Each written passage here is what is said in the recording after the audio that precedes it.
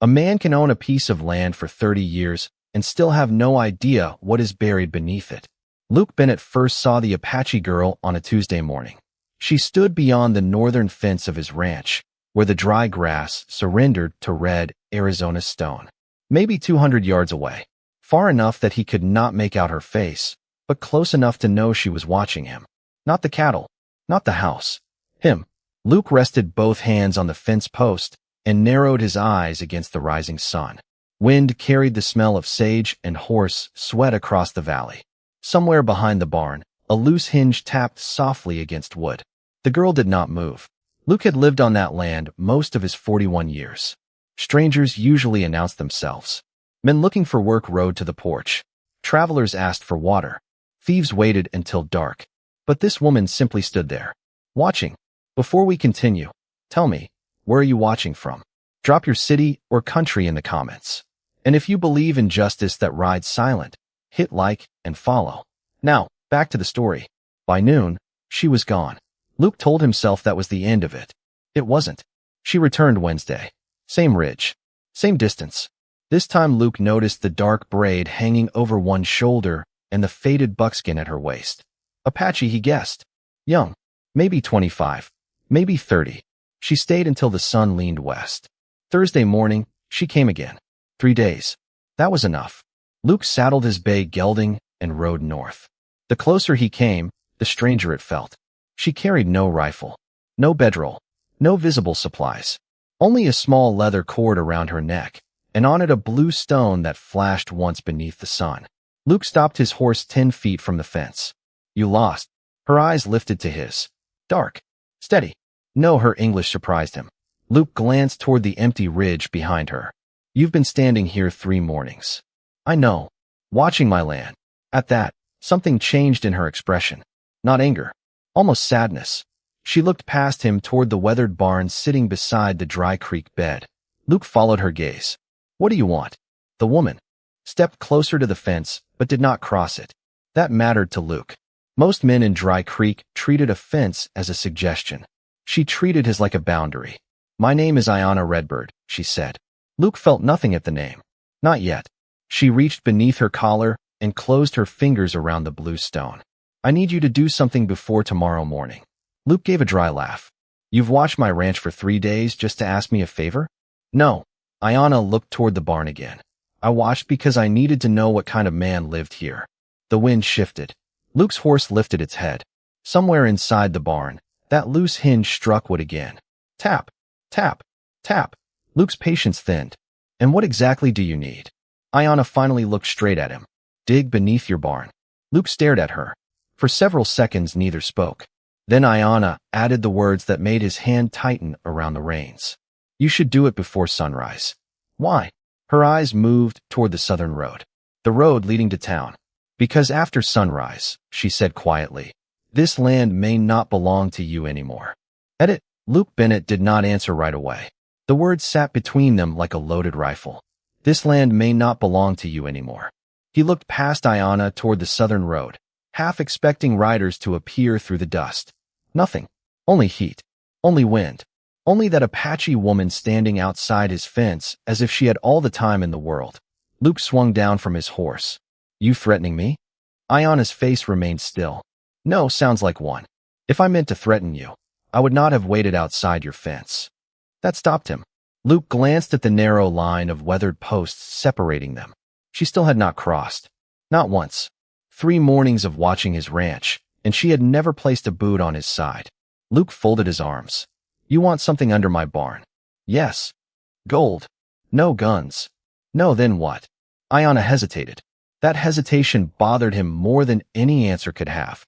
She reached for the blue stone hanging at her throat. Up close, Luke could see it was not just a stone. It was turquoise, worn. Smooth at the edges, set inside a small piece of darkened silver. Etched into the silver was the shape of a bird with its wings spread. Luke's expression changed. Only slightly. But Aiyana saw it. You know this mark. Luke said nothing. His mind had already traveled backward. To his father's room.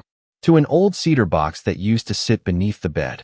Luke had been 10 the first time he saw it. His father had caught him touching the lid and slapped his hand away. Not hard, but hard enough for Luke to remember. The same bird had been carved into that box. What is that? Luke asked. Aiyana closed her hand around the turquoise. Something your father knew. Luke stepped closer to the fence. My father's been dead 14 years. I know. The answer came too quickly. Luke's jaw tightened. How? Aiyana looked toward the barn again. That quiet glance made something cold settle under his ribs. How long has your family owned this land? She asked. 38 years. No, Luke stared at her. What did you say? You have lived here 38 years. My father bought this ranch. Aiyana's eyes returned to his. No, one word. Soft. Certain.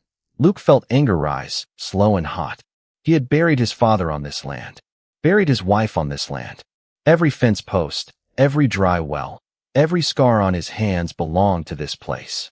And now a stranger stood outside his boundary, telling him his own history was wrong. You better explain yourself. I cannot yet. Luke laughed once. There was no humor in it. Then we're done. He turned toward his horse. Aiyana spoke before he reached the saddle. Luke. He froze.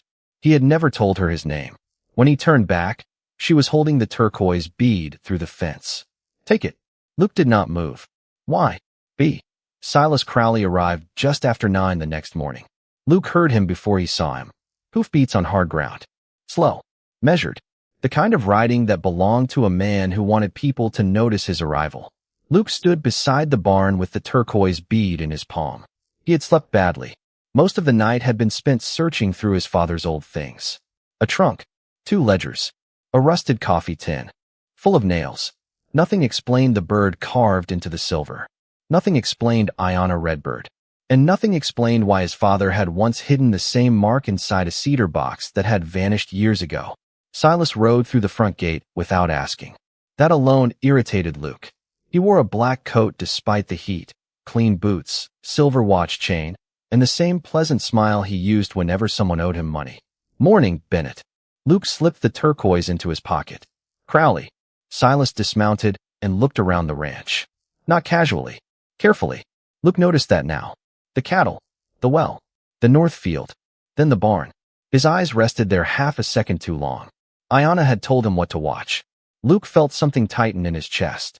Silas turned back with the smile still in place. I came to make you an offer. For what? North field. Luke almost laughed. That dust patch. $3,000. Luke's expression went still. The north field could barely grow scrub.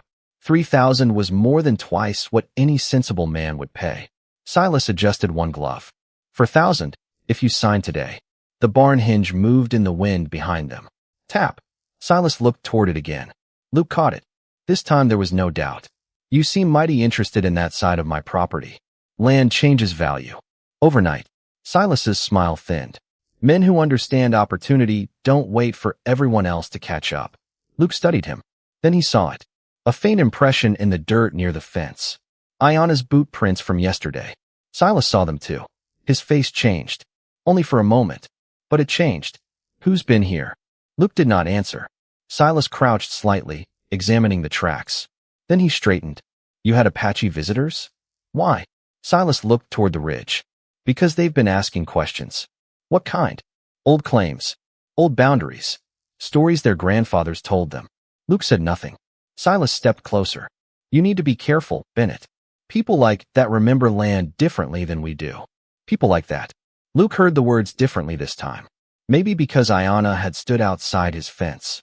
For 3 days without crossing. Maybe because Silas had ridden through the gate without permission. What are you afraid they'll remember? Luke asked. Silas's smile disappeared. The silence between them changed.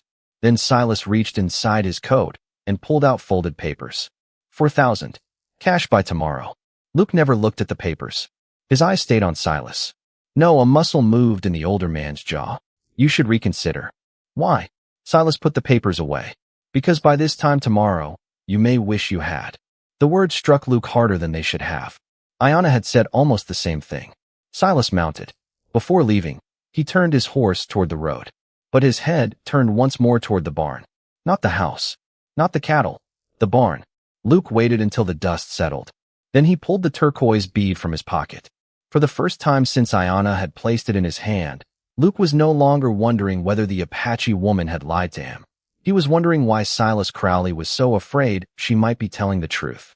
The mountain gives warnings long before it gives answers. Only those willing to listen ever survive them. The afternoon sun had begun sliding behind the western peaks when Ethan Walker, Aiyana Red Hawk, and young Koda climbed toward the northern ridge. The forest changed as they climbed. Pines grew taller. Shadows stretched longer. The warm smell of cedar mixed with damp earth and something faintly bitter riding the wind. Smoke. Ethan stopped beside a narrow stream. Fresh hoofprints scarred the muddy bank. Not 4 horses. Not 10. Dozens. He crouched and pressed 2 fingers into the wet impression of an iron shoe. Recent. Aiyana studied the tracks without touching them. Men who expect trouble shoe their horses heavy. Koda swallowed. They asked about the white stag. Ethan slowly stood. No, his eyes followed the trail north. They asked about whoever would protect it. Aiyana looked at him then. For the first time, there was no suspicion in her face. Only agreement. The wind shifted. Smoke rolled between the trees. Thicker now. They moved quickly toward a granite overlook where the forest opened. Beneath them, and there, the mountain showed them the truth. Nearly 20 riders occupied the meadow below. Each wore a strip of black wolf fur tied around one arm. Some swung axes into young pines. Others dragged fallen trunks across narrow game trails. 2 men carried metal cans from a pack mule, pouring oil over dry grass before touching flame to it. Orange fire crawled across the earth. Animals fled ahead of the smoke. Deer. Rabbits. A frightened elk calf separated from its mother. Ethan's jaw tightened. They're not hunting. Aiyana's fingers closed around her bow. They're building walls. At the center of the riders sat a tall man in a black coat. Silver hair touched his collar. A brass spyglass hung beside his saddle. Ethan recognized it before he recognized the face. The watcher from the distant ridge. The stranger unfolded an old leather map across his saddle horn. One rider pointed toward Eagle Ridge. Another toward the Sacred Valley. The silver-haired man nodded. Seal every escape route. The words carried faintly through the smoke. Koda stared downward. They'll force the stag north. Toward the cliffs, Aiyana whispered, where there would be nowhere left to run. Ethan looked beyond the burning meadow. The white stag was only one life. But the fire did not know legends from ordinary creatures. It would take everything. He started down the slope. Aiyana caught his wrist. There are 20. Ethan looked at the animals fleeing through the smoke. There are more than 20 down there with no rifles at all. Her hand loosened. For a moment, she studied the quiet hunter who had spared a sacred animal, faced armed men for a wounded cougar, and pulled an Apache child from a trap without asking what blood ran through him. Then she released him. I'm coming. Koda stepped forward. I can warn the elders. Aiyana nodded. Western Trail. Do not stop. The boy disappeared between the pines. Ethan and Aiyana descended together. No promises. No speeches. Only 2 people walking toward the same wrong. At the meadow's edge, Ethan noticed something hanging from a scorched cedar branch. A single white feather, untouched by flame. He lifted it carefully. Aiyana stared at the feather. The mountain remembers. A rifle cracked. Bark exploded beside Ethan's head. Across the meadow, the silver-haired man lowered his smoking weapon. 20 riders turned. 20 rifles rose. And through the drifting black smoke, the stranger smiled. So, he called. The guardian finally stepped into the open. Ethan closed his hand around the white feather. Only then did he understand. The white stag had never been their only prey. The first thing Ethan noticed was not the rifles. It was the silence behind them. 20 armed men stood beneath a sky gone copper with smoke, yet none looked eager to pull a trigger. Their horses shifted nervously. Leather creaked. Fire snapped through the dry grass. Only the silver-haired man seemed comfortable. He lowered his rifle and smiled. Ethan Walker. Hearing his own name from a stranger felt colder than hearing the shot. Aiyana moved half a step beside him. Not behind. Beside. The man noticed. His smile thinned. You've made some unusual friends. Ethan said nothing. That silence bothered the stranger more than any threat could have. He dismounted slowly. My name is Silas Crow. A brass compass hung from his vest. Old. Scratched. The same strange mark carved into its lid appeared on the leather map Ethan had seen from the ridge. A wolf beneath a broken star. Crow followed Ethan's eyes. You recognize it? No, but someone did. Crow reached into his coat. Aiyana's hand moved toward her bow. 3 rifles immediately shifted toward her. Ethan raised one palm. Easy. Crow pulled out a folded paper instead. He opened it. A crude drawing covered the page. A white stag. Beneath it, a line of mountains and a symbol marking Eagle Ridge. This animal keeps returning to the same valley, Crow said. My men followed it twice. Both times we lost the trail. Ethan understood. The fires. The blocked paths. They were not trying to find the stag anymore. They were shaping where it could run. Crow stepped closer. Tomorrow morning, it goes north. Aiyana's voice was quiet. And everything else burns with it. Crow barely looked at her. Forests grow back. So do grudges, she said. Several riders shifted. Uncomfortably. Crow's face hardened. Ethan looked across the meadow. One of the younger men avoided his eyes. Another stared at the burning grass as though seeing it clearly for the first time. Not hunters. Hired hands. Men who had been told a story and paid enough not to question it. Ethan took the white feather from his palm. Smoke had darkened its edge. He held it where they could all see. You came for one animal. Nobody answered. You burn watergrass. Nesting ground. Winter shelter. Crow laughed once. A sermon from a trapper? No. Ethan let the feather fall onto the scorched earth. A bill. That changed something. Not in Crow. In the men behind him. A horseman near the rear lowered his rifle. Crow turned sharply. Raise that weapon. The man did not. My brother grazes cattle south of here, he said. Fire crosses that ridge, it reaches his place. Another rider looked toward the flames. Then another. Crow's authority did not break loudly. It cracked quietly, one doubt at a time. From far above came a sound. A low horn. Then another answered from the western ridge. Aiyana lifted her eyes. Koda had reached them. Shapes began appearing along the high ground. Apache riders. Not charging. Watching. Crow stared upward. His men stared too. No arrows were drawn. No war cries came. That silence was worse. Because now every man in the meadow understood exactly how many lives his next decision might cost. Ethan stepped toward the nearest burning line and kicked dirt across the flames. Aiyana joined him. For several seconds, nobody moved. Then the young rider lowered his rifle completely. He dismounted, grabbed a shovel. A second man followed. Then a third. Crow stood alone in the center of the meadow as his own hunters began putting out the fire. His face turned pale beneath the smoke. You think this ends anything? Ethan looked toward Eagle Ridge. Far above them, through the thinning haze, something white stood between 2 black pines. The stag. Watching. Then it turned and vanished into the mountains. Ethan looked back at Crow. No, his voice stayed low. I think it starts telling us what you're really afraid of. By midnight, the fire was dead. But Silas Crow was gone. Ethan stood at the edge of the blackened meadow while thin smoke curled from the earth like the last breath of something wounded. Around him, Apache riders and hired hunters worked side by side, stamping embers beneath boots and pouring precious water over roots still glowing red. Nobody spoke much. Men who had pointed rifles at one another an hour earlier now passed buckets without meeting each other's eyes.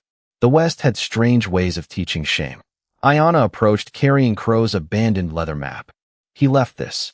Ethan unfolded it beneath the moonlight. The marks were clearer now. Eagle Ridge, the Sacred Valley, 3 streams, and farther north, beyond the hunting grounds, a circle drawn around an abandoned military survey station. Beside it were 2 words. Silver vein. Ethan stared. So that was it. Not the stag. Not some collector's obsession. Land. Aiyana traced one line with her finger. These marks follow the old migration trails. Crow thought the stag knew a path. To silver. Ethan folded the map. And if people believed the valley sacred, he couldn't dig there without trouble. Aiyana's expression hardened. So he burns the animals out. Frightens our families away. Then tells the territory the land is empty. A voice came from behind them. That's exactly what he planned. The young rider who had first lowered his rifle stood several feet away. His name was Thomas Bell. He looked barely 20. Smoke had turned his face gray. Crow hired us in Fort Mason, Thomas said. Told us Apache raiders were hiding stolen silver somewhere in these mountains. Aiyana looked at him. And you believed him? Thomas swallowed. I wanted the money. That answer carried more weight than an excuse. Ethan respected him for giving it. Thomas reached inside his coat and removed a small brass key. He kept this around his neck while he slept. Ethan took it. The same wolf and broken star symbol marked the bow. Survey station? Thomas nodded. Crow said whatever was inside would make every acre between here and Red River belong to him. Then a horn sounded from the eastern ridge. Once. Sharp. Urgent. Every Apache rider turned. Aiyana's face changed. That is not Koda. A second call followed. Closer. Then hoofbeats thundered through the trees. Koda's horse burst into the meadow without Koda on it. Aiyana ran forward. The animal's reins dragged loose. Blood marked one side of the saddle. Not much. Enough. Ethan's eyes dropped to something tied around the saddle horn. A strip of black wolf fur. Crow. Aiyana cut it free. Her hands did not tremble. That frightened Ethan more than anger would have. Thomas whispered, "He took the boy." Nobody answered. Across the meadow, several hired men reached for their rifles. Apache warriors did the same. Old instincts returned quickly. Violence was easy. Ethan stepped between them. No, every eye turned toward him. He wants us angry. Aiyana stared at the black fur in her hand. He has Koda. I know. He expects us to chase. Yes. Her eyes lifted to his. And we will. Ethan opened Crow's map again. No. He pointed toward the northern survey station. We'll arrive before him. Thomas frowned. There's no trail fast enough. Ethan looked toward the dark mountains. There is for something that's lived here longer than any of us. Silence settled. Then Aiyana understood. The stag's path. At that moment, somewhere high above the meadow, branches shifted. A pale shape stood beneath the moon. White. Still. Watching. The stag turned north. Then disappeared between the trees. Ethan mounted his horse. This time, no one needed an order. Apache riders followed. Then Thomas. Then the men who had once ridden for Crow. Because somewhere in those mountains, a frightened boy was being used as bait. And for the first time that night, Silas Crow had made one mistake he could not buy his way out of. He had given enemies a reason to become allies. The old survey station appeared before dawn. Not as a building. As a shadow. It crouched beneath Eagle Ridge, half swallowed by stone and pine. Its roof bent beneath 20 winters. One window still held glass. The rest stared black into the mountains. Ethan raised his hand. Every rider stopped. No one spoke. Below them, a lantern moved inside. Silas Crow had arrived first. Almost. Aiyana slid from her horse and pressed 2 fingers against the earth. 3 horses. Thomas frowned. Crow had 6 men still loyal to him. He left them somewhere else, Ethan said. A trap. The thought passed through every face. Then came a sound from inside the station. Metal striking wood. Once. Twice. Then Koda's voice. Ethan. Aiyana moved. Ethan caught her arm. Her eyes burned. My son is in there. And Crow knows exactly what that will make you do. The words hurt. That was why they worked. Aiyana forced herself still. Ethan studied the station. No guards at the door. No rifles in the windows. Too easy. Then he saw it. A thin wire stretched across the narrow approach, almost invisible beneath the frost. He followed it with his eyes. Up the wall. Across the roof. To 3 barrels stacked beneath the western beam. Gunpowder. Crow did not need 20 rifles anymore. He only needed 1 spark. Thomas went pale. He means to bury the station. And everyone who follows him inside, Ethan said. Aiyana stared through the broken window. Koda sat tied to a chair. Crow stood behind him. The silver-haired man smiled through the darkness. I wondered how long it would take. His voice carried through the open doorway. Ethan stepped into view. Crow lifted a pistol. Not toward Ethan. Toward the lantern hanging above the powder line. 1 more step. Ethan stopped. Behind him, Apache warriors remained hidden among the trees. So did Crow's former men. For once, numbers meant nothing. Crow held the only choice that mattered. Give me the map, he said. Ethan took the leather map from his coat. Crow smiled. And the key. The brass key followed. Aiyana whispered, don't. Ethan looked at Koda. The boy's face was frightened. But he was watching Ethan carefully. Waiting. Trusting. Ethan placed the map and key on the ground. Then kicked them forward. Crow laughed softly. All this trouble for a boy who isn't even yours. Something changed in Ethan's face. Not anger. Something quieter. Maybe that's why you'll never understand. Crow's smile faded. Behind the station came the faint scrape of stone. Ethan heard it. Crow did not. The White Stag's trail had led more than riders through the mountain. It had revealed an old drainage passage beneath the station, and Aiyana had sent Thomas around it before they approached. Crow bent to retrieve the key. Koda looked toward the floor. Just once. Ethan saw it. So did Aiyana. A hand appeared through the broken boards beneath Koda's chair. Thomas. Crow straightened. Too late. The chair vanished backward. Koda dropped through the rotten floor. Crow spun. Aiyana moved faster. Her arrow struck the lantern rope. The glass lamp fell, but not onto the powder. It crashed outside in the frost. Darkness swallowed the station. Crow fired blindly. No one answered. No gunfire came from the ridge. No arrows followed.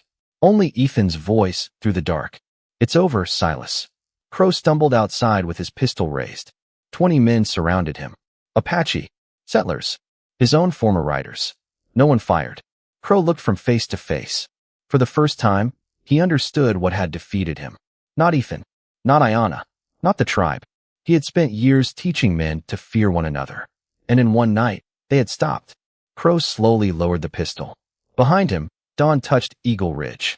And high above the station, the white stag stood in the first gold light, watching a man lose everything without a single bullet being needed.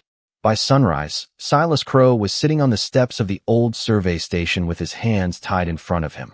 No one had struck him. That seemed to trouble him more than a beating would have. The valley below slowly filled with morning light. Smoke still lingered over the western ridge, but the worst of the fire had been stopped.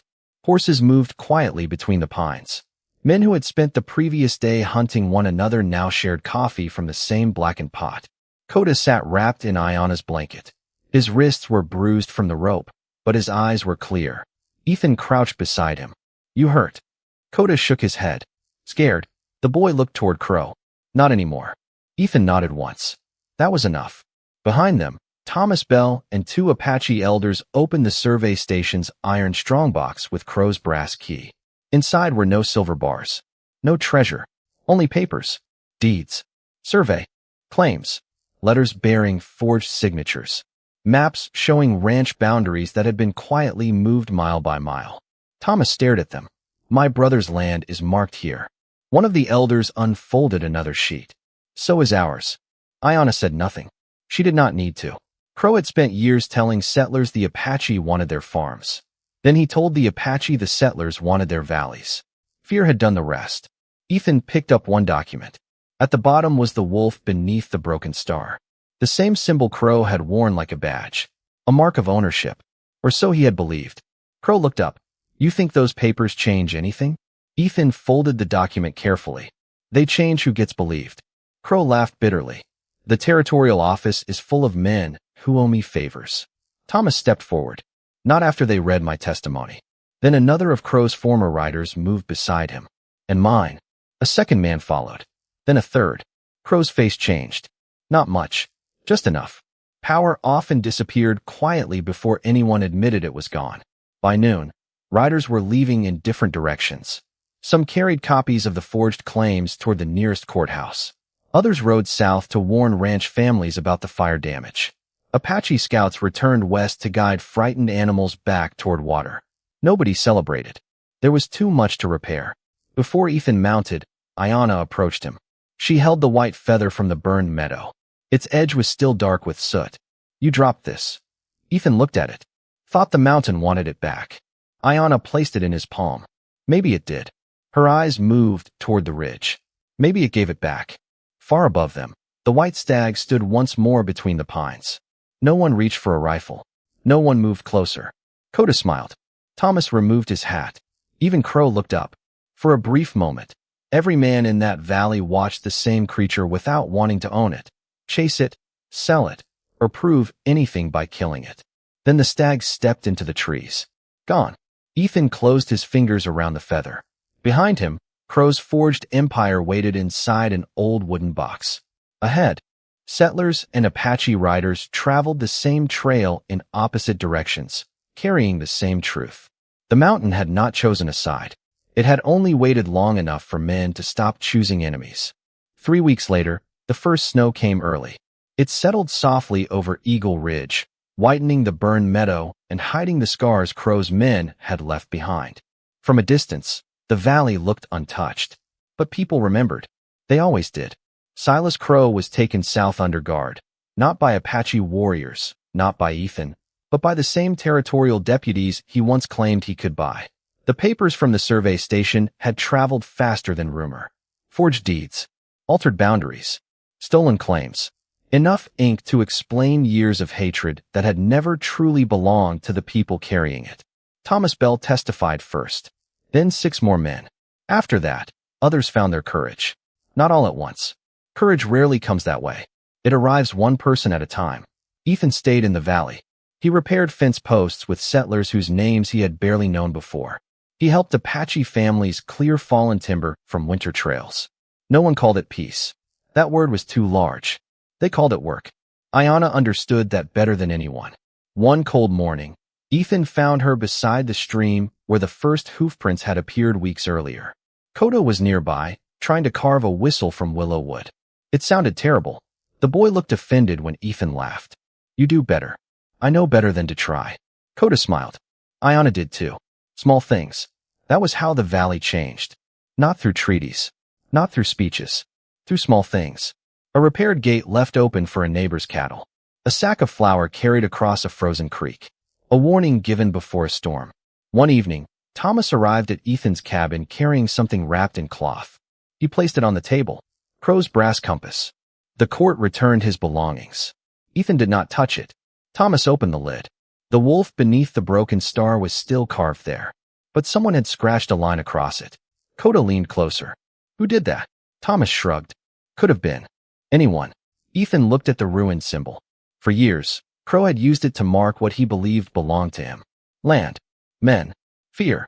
Now it was only scratched brass. Ethan closed the compass and handed it to Koda. The boy frowned. What am I supposed to do with it? Learn which way north is. Aiyana gave Ethan a look. Koda laughed. Outside, snow began falling again. They stepped onto the porch. Across the valley, small lanterns glowed from ranch houses and Apache camps alike. Separate fires. Same night. Then Koda became still. There, on the far ridge, stood the white stag. Older somehow. Or perhaps the mountains simply made everything look ancient. Its breath formed pale clouds in the cold air. Ethan watched it. So did Aiyana. No rifles appeared. No one whispered about silver. No one asked what the animal was worth. The stag lowered its head toward the snow, then turned away. Before disappearing, it paused once. Just long enough for moonlight to catch its antlers. Koda whispered, Do you think it remembers us? Ethan looked at the boy, then at Aiyana, then down into the valley where men who had once feared each other were preparing for the same winter. Maybe. The stag vanished. Wind moved through the pines. And that was all. No miracle. No victory song. No gunshot echoing across the hills. Only a quiet valley learning, slowly, that fear had cost them more than kindness ever would. Ethan remained on the porch long after the others went inside. In his hand was the soot-darkened white feather Aiyana had returned to him. He placed it beneath a stone beside the door. Not as a trophy, as a reminder. Because out there, justice had never belonged to the loudest man. Sometimes it belonged to the one who lowered his weapon first. Sometimes to the one who told the truth when lying was easier. And sometimes, on a cold western night, it belonged to people brave enough to stop asking who owned the land and start asking how they might share the morning.